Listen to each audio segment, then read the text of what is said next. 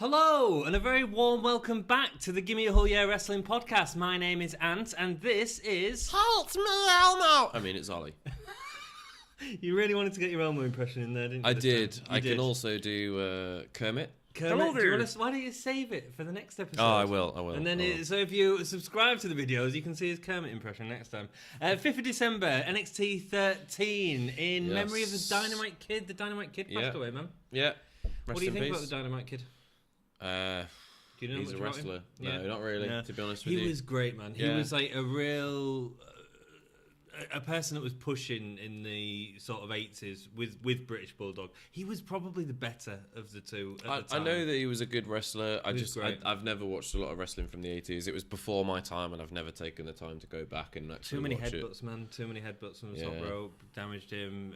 Ended up in a difficult position, I think. And it's sad that we've lost him. Well, I mean, that's the thing, isn't it? Headbutts are a thing. We had the Benoit. And, Daniel Bryan still freaks me out every single time he goes for a top rope headbutt. Yeah, so it's good that WWE understand what concussion is now and are dealing with it appropriately. And are letting Daniel Bryan continue to do diving headbutts. Yes, so our deepest sympathies to Dynamite Kid's family and anyone that knew him. This is filmed at the Plymouth Pavilion.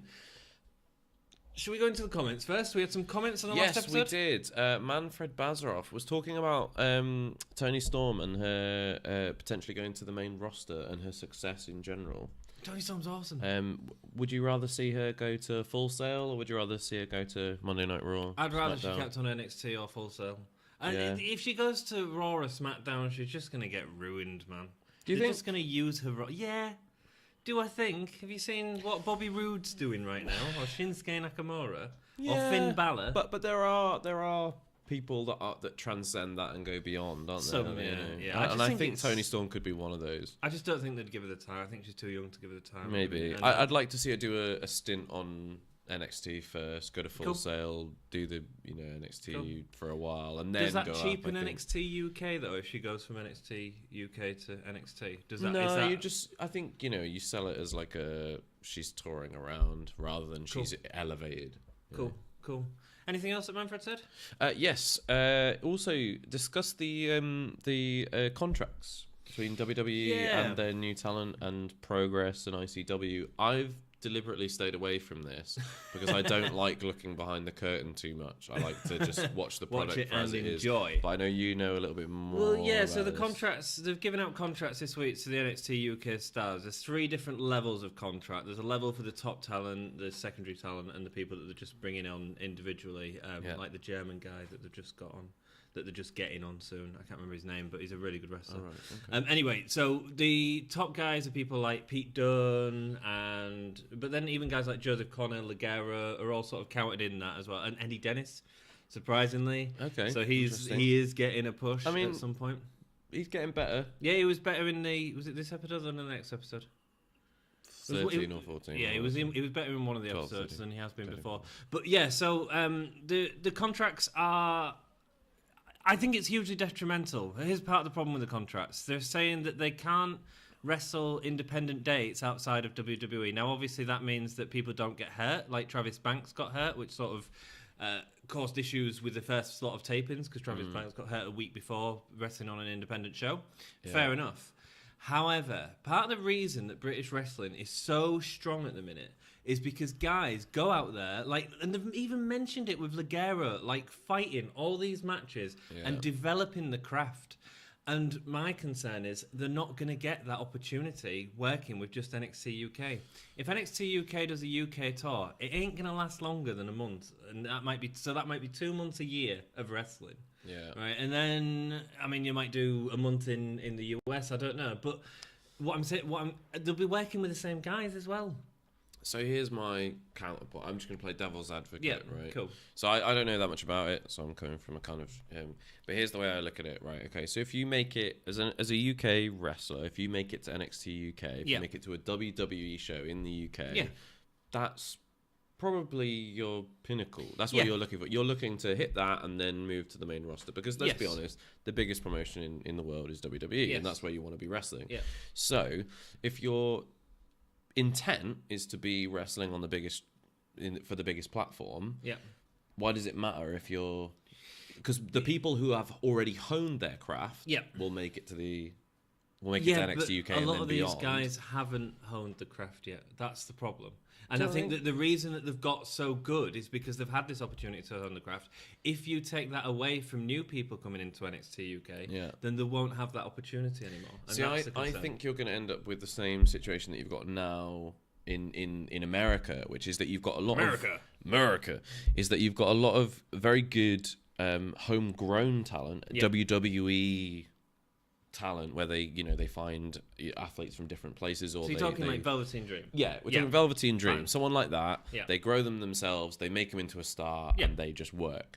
And then you've also got the indie guys who come in, so you've got the best of both worlds. And I think you could find that with the UK, is that you get all the guys that are working with Progress, you get the guys who are working with ICW, you get these guys who work all over the place, and then they get a WWE contract, and then they go on to another part of the stipulation of this contract is, again, they can't work for Progress anymore unless it's dark matches and not recorded and not streamed on their networks and stuff like that. I just think it's a bit dangerous. I think they're trying to monopolise it, and I don't think that's healthy. If you look at the best period of wrestling we've really had, or the period that everyone romanticises about, I think it was 97 to sort of 2001. It was the Attitude Era. And actually, that was when you had the biggest competition that WWE ever had in terms of they were losing the ratings for 83 weeks in a row. Yeah. So that was when we got WWE pushing out. I think it's going to become very, very stale in the long run, and that's my concern for WWE. I think that's a big difference, is that you've got in that situation when you had WCW versus WWE, you had two giant promotions battling it out, whereas now you've got WWE, which is this huge conglomerate, and then you've got lots of little indie. And I think the thing is, and this is the other thing, WWE are looking at buying out the indies. So there's a number on what Progress is worth to what WWE. Yeah. If they buy them out, then Manfred that's mentioned that. He said they've got a set buyout for both promotions, Progress. And I think that would be a foolish maneuver on WWE's part. I think it works for them. It works much better in their interest to have their product and then the indies, which they can draw from to pull the guys that are doing amazing stuff on the indies. They're doing amazing stuff. Man. And then they have their own homegrown talent as well. Agree completely. We'll move on from that and review the show. But so thank you very much for that question. That was really interesting and good to talk about. Absolutely. And really sort of pivotal to what's happening in wrestling, in the British wrestling scene at the minute. I cannot wait to see where it goes. No, absolutely not. Big deal. So let's go into this episode, which started out good. We have Joe Coffey in the ring with Wolfgang and Mark Coffey. They all head to the ring. Music? Is that new music? Oh, yeah. Oh, no. Oh, it was very chill, wasn't it? It was weird, man. It was pretty chill. You want, not bagpipes, it's too Roddy Piper, but some bagpipe and drum is what I want. You know what I mean? Like... just some flatly stuff. That's what I want, man. That would work. That'd be good. I'd be up for that. No, the new... It sounds like a TV show theme. Is Flatley Irish or is he Scottish? I just thought. Michael Flatley, Irish dude. Oh, God. I thought it was a Scottish thing. No, Scottish? No, it's Irish. No, it is. Riverdance Irish. Very Irish. Oh, that was bad. I'm really sorry. I'm from Wales as well. I'm Celtic. That's the worst thing. I'm really sorry. I apologise.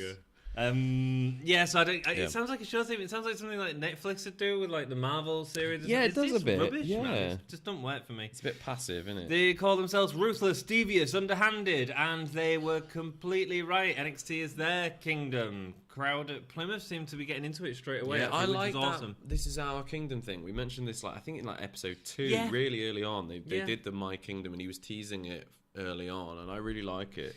They've used the word, they're all gallus. Yes, which I looked up, which is Scottish slang for, it's like swagger and nefarious intent. It's gallus.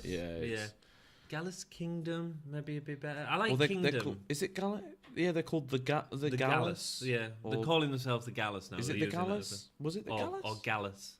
Yeah, something like that. Nah, it sounds a bit like Legolas. Legolas. Legolas. British Strong Stars are not the rulers of the NXT UK, they say. Then Travis Banks comes out wearing a weird scarf, bandana, head thing. I'm pretty sure it's called. I think it's called a snood. You actually know the name for this fashion thing. So a thing that's not only a hood but a scarf and a face cover, I think, It's called a snood. Wow, it looks like something that you'd get in a really bad DLC for Red Dead Redemption 2 or something like that as a bandana. It looked like the I just slapped the microphone. It looks like the kind of it looks like the kind of thing that you get on WWE 2K19's Creation Club. It does, man. That was made and has 0 downloads. Yeah.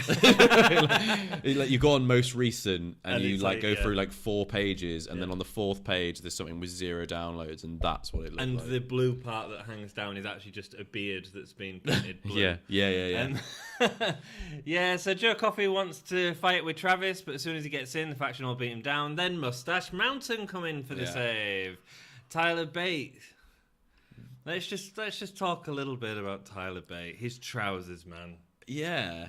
I mean, they were tight. They were super tight. They were tight. So okay, I thought at first he was in some new wrestling tights that he was using, but then I realised they were both meant to be in their civvies. Yeah. So they arrived at the arena in a. So is that what he wears on a day-to-day basis? I don't know, man, but he must needs have to, so much chafing. He needs to get out of Joan Jett's wardrobe. Yeah, I know. Leather pants back. It looks like what's that?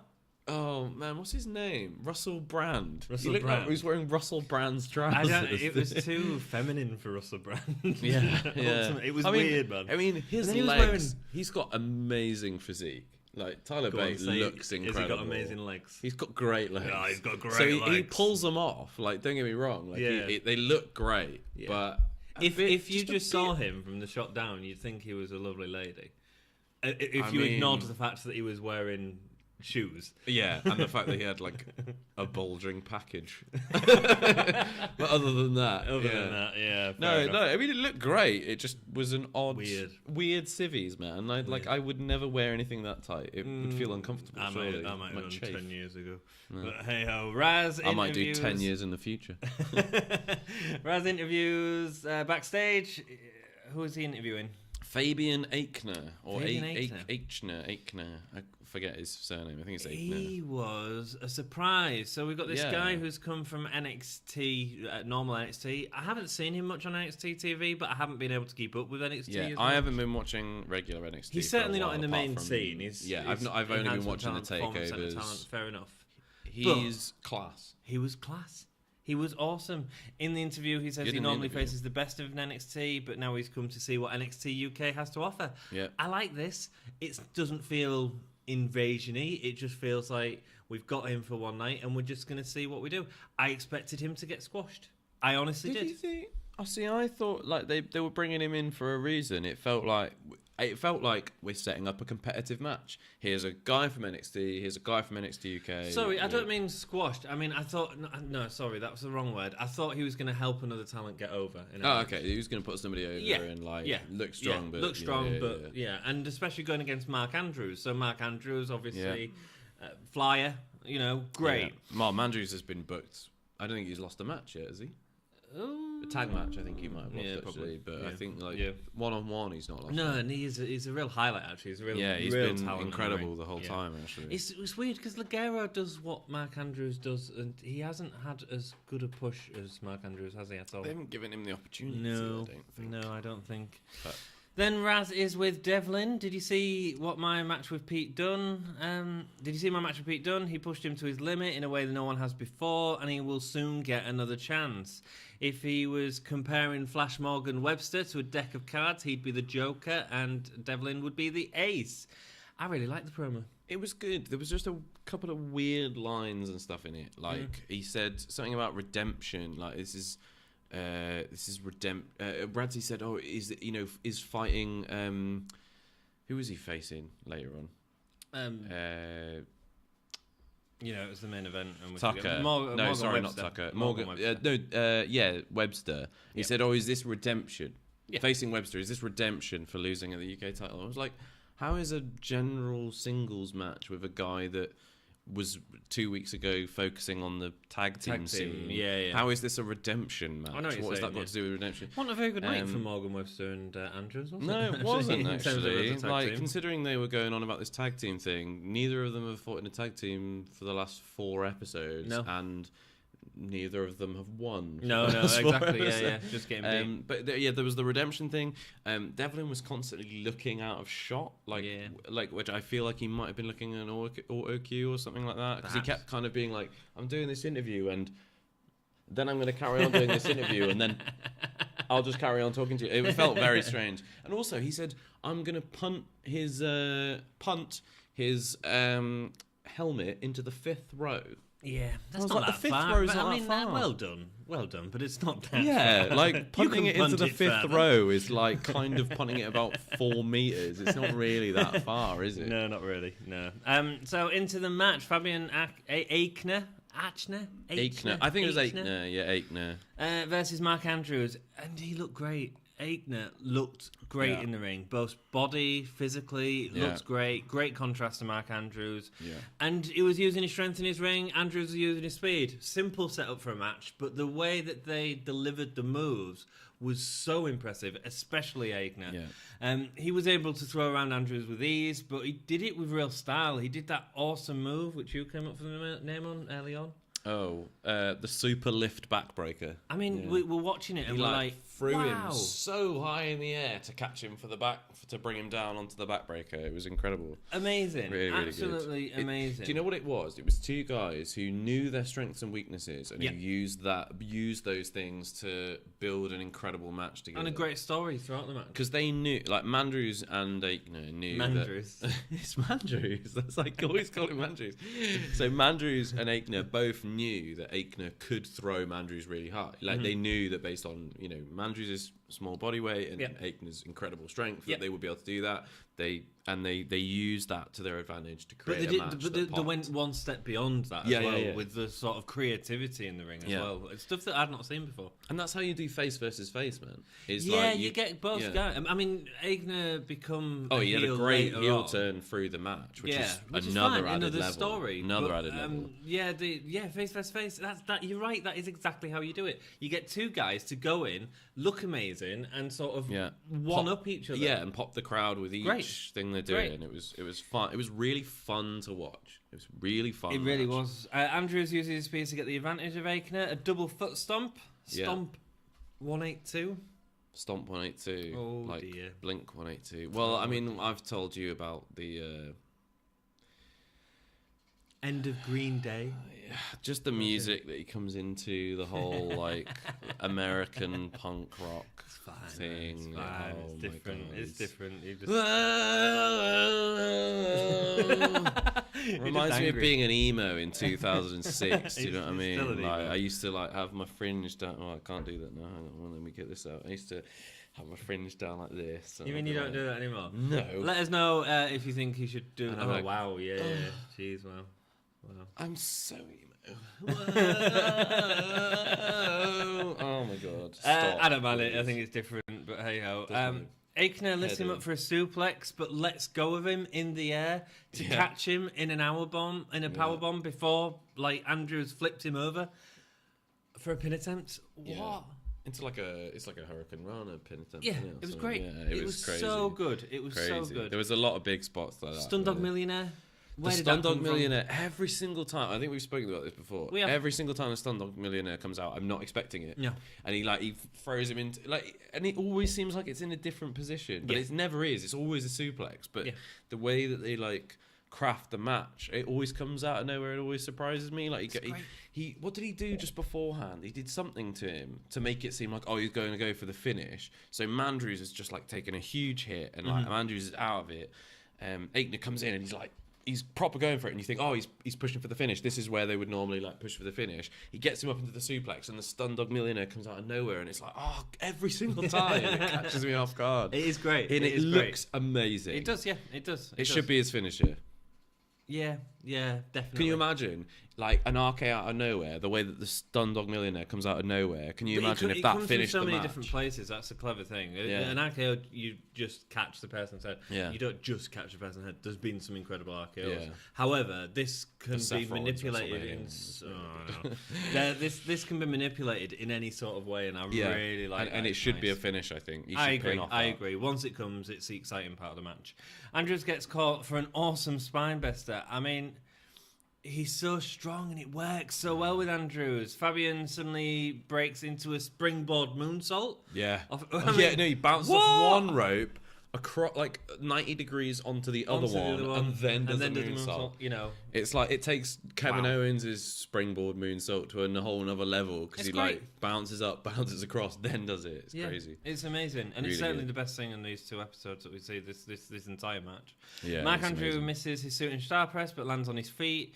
Aichner ends up ramming his knee into Andrews on the ring step. Looks really aggressive, but at the same time safe. Nice little heel turn. Yeah.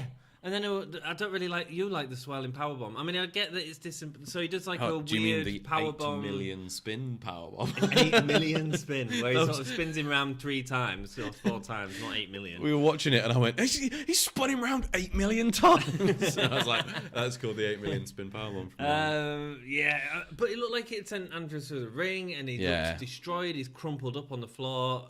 Amazing job by both of these people. I mean, where did this guy come from?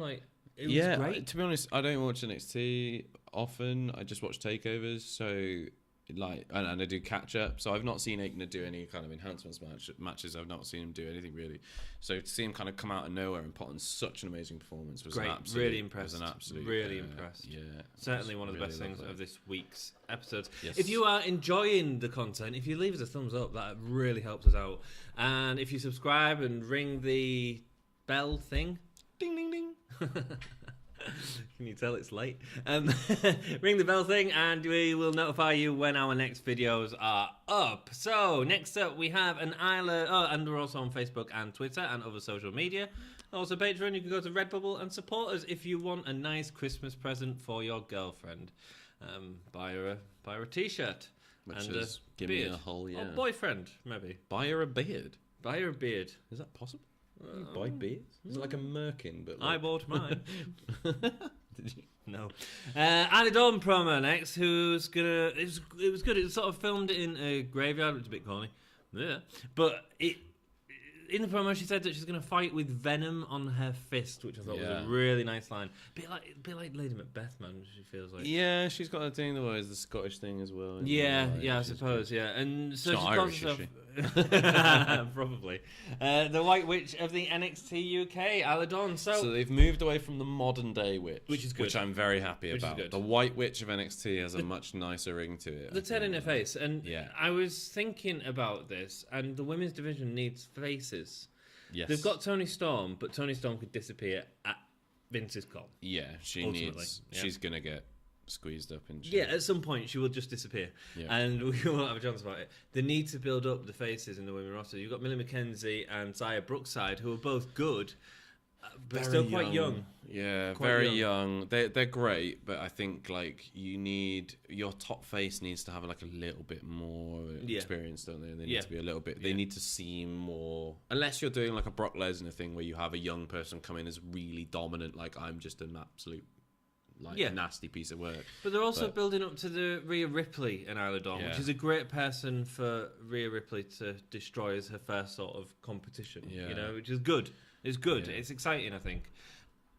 I wasn't impressed with the match when she comes up, but we'll go into that later. Johnny Saint interview with Ratziki. So Johnny Saint has appointed his prefect or head boy into the... And it is Sid Scala! Yay! So I noticed that during this segment, the camera lost all focus on what was going on. Literally, the focusing went completely off, so they were completely out of focus. Yeah. And I thought, you know what? Even the camera doesn't like Sid Scala. I'm right. I'm right. I got excited. He's an authority figure now. I'm telling you, he's heel. Yes. He's heel. Yes. He's an authority figure. It's great. Let us know what you think. Let us know if you think Sid Scala is the best authority. He does look like a prefect. Man, he's better than Baron Stood next Corbin to Johnny Saint, he does look like a prefect, and he's better than Paige. I think he's going to be better than Paige. Shut up. He is, man. He is. Nobody's better than Paige. But the nice thing is, this interview isn't just about him appointing his new school head boy. No. It's Rhea Ripley who comes in. interrupts and says not to focus on this and to focus on finding her a worthy opponent. She refers to Sid Scala as the hired help. It's great, isn't it? I mean, Rhea Ripley face turn in my in my opinion. There we go. Yeah, by the match at the end as well, maybe, but yeah, it didn't turn out to be. Sid Scala says that he's already working on finding her an opponent, and she grabs his cheek.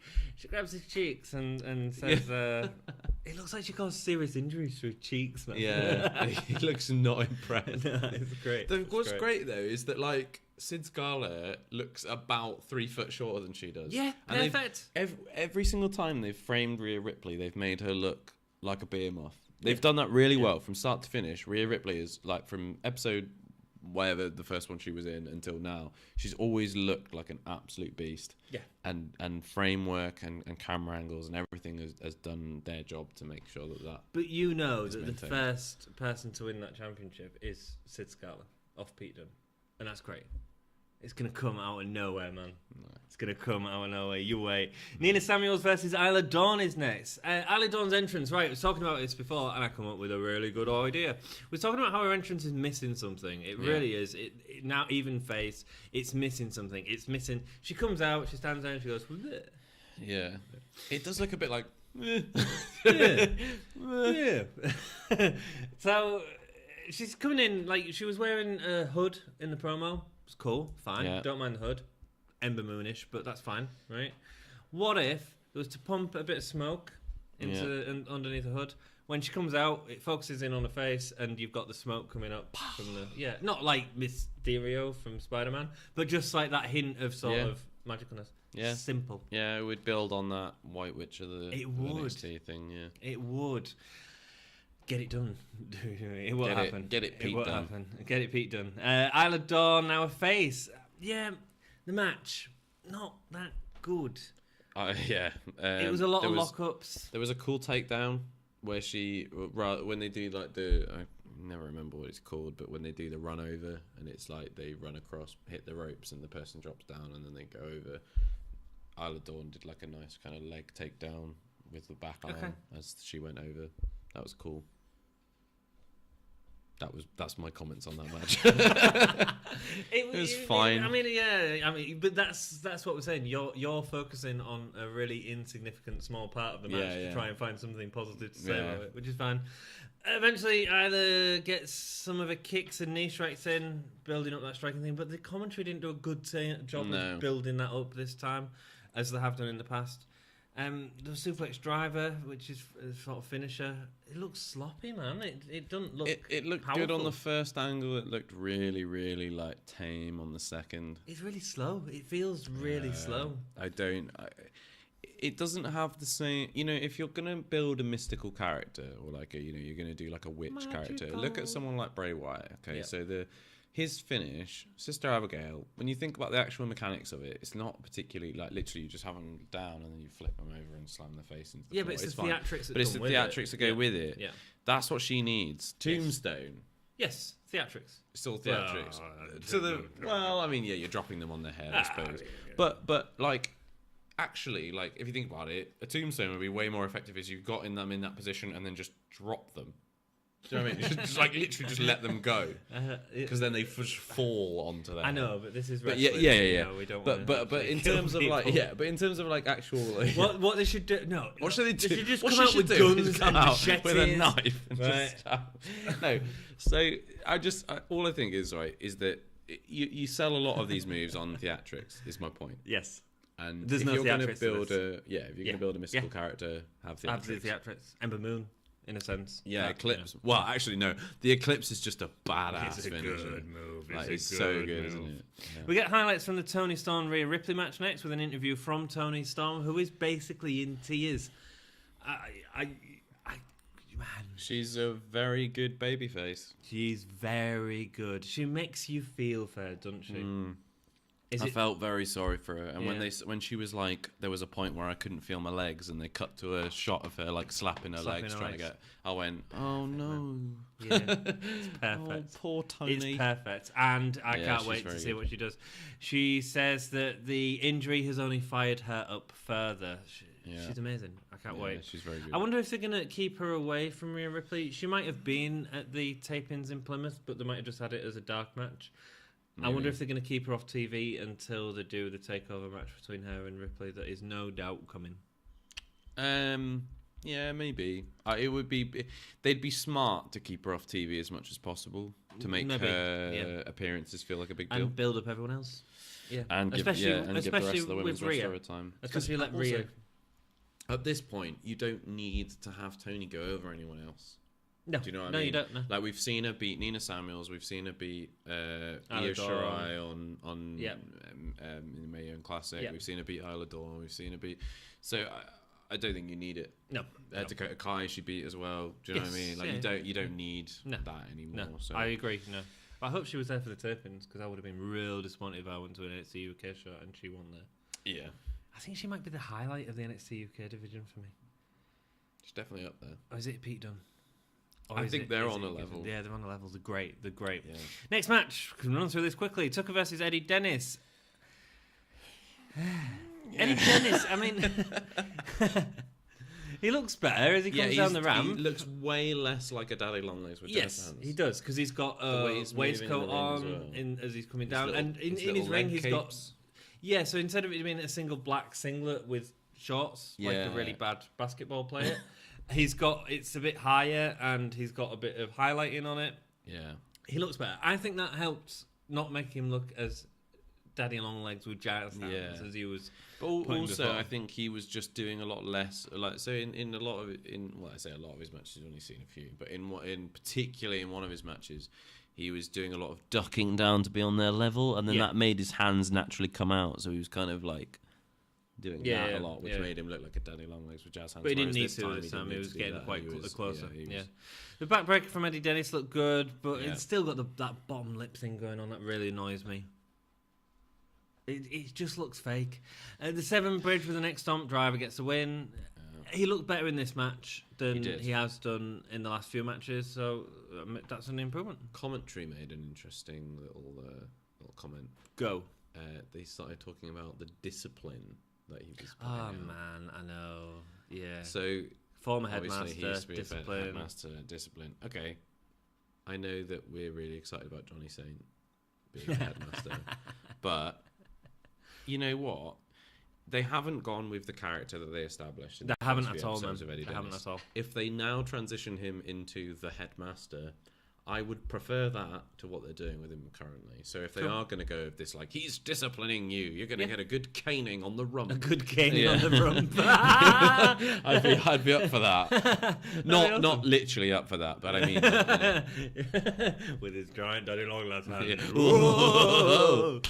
Flash Morgan Webster versus Jordan Devlin next. New jacket with an image on his back. I think it was a new jacket. I didn't know this image before. Looked like Peter Dinklage, though, didn't it? Did look a bit like Peter Dinklage. The image on his back looks so much like Peter Dinklage. Weird.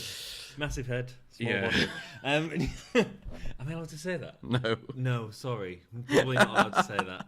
I would cut it That's out. not what I was getting at, but sort of is. Yeah. No, it did look like Peter Dinklage. More just the face looked like Peter Dinklage. But it did, yes. No, I'm with you. I stand with you. Good, yes. Some arm drag takedowns at the start, which delivered with some force. I really like that. Yeah. An arm drag takedown that actually sells the move is a difficult thing to do.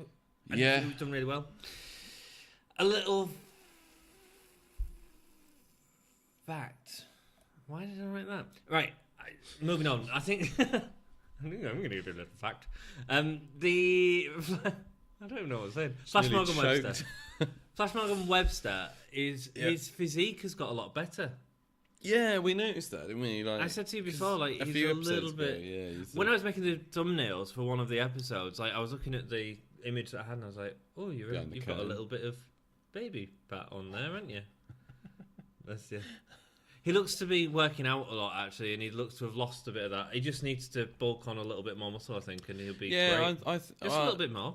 Yeah, he's kind of, it's a little bit like the way that I looked at Dean Ambrose, though, before he bulked up. Yeah. Is that, like, before, like, I went back and watched Table for Three recently, like, when he still had the fringe and everything, and he was, like, kind of weird and gangly and skinny. And actually, it kind of works for it. Well, yeah, but less weirdly freakishly tall, just like normal freakishly tall.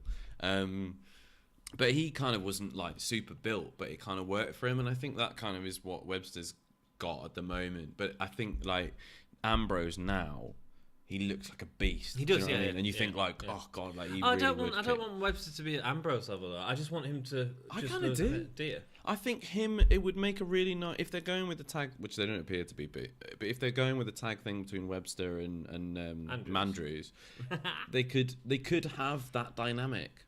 Okay. Because I don't really want to see two little wimps win. Isn't that the point? No, it sort of is. Because it sort of is. I don't want to see wimps. No, the two wimps because I wouldn't believe it. That like Blink-182. No, nothing against Blink-182. Well, they're probably harder. Yeah, probably. Yeah. Do you know what I mean though? Like, I know what you mean. It's a nice dynamic when you've got one guy who's smaller, like Mandrews is smaller, but he's like really fast, really technical, but I think and you he's can put him in with someone else. I think Webster's got a long way to go yet in terms of. I think we'll he's see really a lot good. from him. He's really good. Just, no, I'm not having a go. In terms of a team dynamic. Yeah. I'd rather Webster was the bigger, brawnier. I'm a mod. I'm gonna, particularly when they're the commentary were going on with this thing about them being, like hooligans or going with like mods. Gang violence. That's what he was basically alluding at. So if you're gonna go with that, have Webster be the brawler. You could get really he'd be a great heel character, man. Yeah, he would. Yeah, he would. It'd be great. He would. Uranagi. Thank you. Uranagi into standing moonsault is delivered by Devlin with style. Webster starts selling the hurt back during the story, and this continues. Devlin continues to attack the back on the outside of the ring, and Devlin continues to dominate Webster. But here's the problem, and here's my biggest problem with the match. It didn't feel like there was any urgency, and I think that's on the part of Devlin.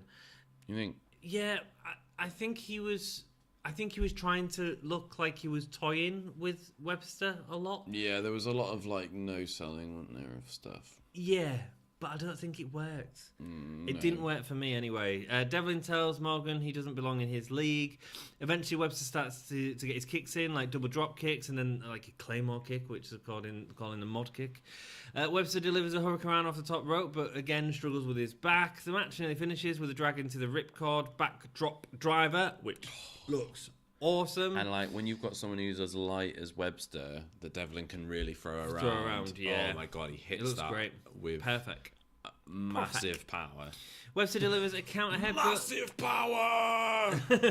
Webster delivers a counter headbutt that rings throughout the arena. Great. Devlin eventually gets his knees up during Webster's senton off the top rope, and then the Irish call ends the match. A really good end to the match. Last third of the match was really good. First 2/3 one impressed man. It was fine. It was just a bit slow. It didn't have the same exciting build that a lot of Devlin's matches have had. I don't mind slow. It's urgency. I didn't. Yeah. Because there's no storyline going into this apart from a promo that we've seen earlier on anyway. Yeah. Like you need to have something in the ring, and Devlin needs to look like he's really trying to hurt Webster. I think that's a general problem with NXT UK at the moment. Is that like there's so many matches just being thrown together. Yeah. And you think about Raw or SmackDown, right? And you think about the matches that really interest you. Well, is there?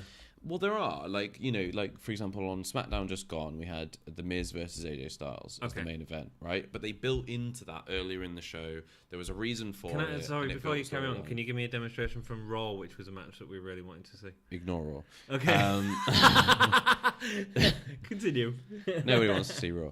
No, but like, see, there are matches on Raw and SmackDown. Maybe not last week, but in certain weeks where there are storylines behind it, and there are matches that you're interested in seeing. Yeah. The matches that you don't care about are the ones that they just like stick in the middle for no reason. Yeah.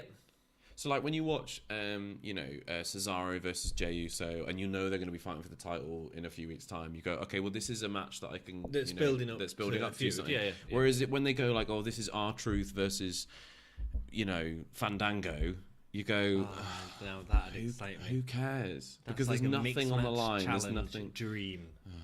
Yeah. Like, well, but even the mixed match challenge has like a. Mixed match challenge is great. Yeah, there's a reason for it at the end. No, I don't mean just the matches are great. Well, yeah, they're really fun. You know what I mean? I know what you're saying. But that's what a lot of NXT UK is starting to feel like. Is like here's two guys fighting each other. Yeah. Why? This felt like a very slow week, and this was the better episode of the two that came out, I'd say, for definite, which is quite shocking when we've sort of slagged off the episode as much as we had. Yeah. But it's quite hard to find many redeeming factors in the next episode. But we'll be Ireland's going on Call's to a good name for a finisher. Irish Call, yeah, good name. Yeah, it's a good name. Irish Call or Irish Ace? He's called the Irish Ace. He's called the Irish Ace, right? He's now called the Irish Ace. Now that he's apparently. a deck of cards. Yeah. Like Peter Dinklage. How many gay stars are you giving this episode? 1.5. Really? Yeah. That's low, man. I'm going to give it 2 because I thought the Aichner match was great. Andrews and Aichner match was really good and really saved this. It was good, but I think if it had been at the beginning or the end, I would have given it a higher rating. But right in the middle, I know what you're saying. I had to go for a slog to get there and then a slog afterwards. And like how it was an amazing match. It was a really, really good match. Yeah, absolutely, 100% easy. Aichner, probably my performer of the evening. Snap. Yeah, he was great. It was really nice to see him. Exciting. Total surprise out of nowhere. But it was a slog the other sides, and it just dragged everything down for me. Side. No, I agree. Sweet. Well, thank you very much for watching. We hope you've enjoyed the episode. Thank you very much for doing this. Tell people where they can find us and stuff like that. On Facebook. Yeah. On Twitter. Yeah. On other social media, probably. Yeah. Yeah. Redbubble, you can find these T-shirts, that and some of this.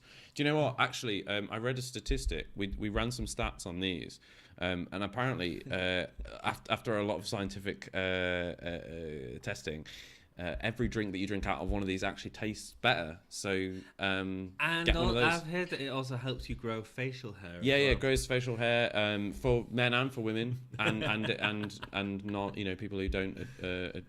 Have a particular gender in mind. So it does everything. All bases. Yeah, it does everything. Does everything. Does everything. This mug. It's fine. Well, thank you so much for joining us. We really appreciate any feedback and comments that you give us. And until next time, keep it gay.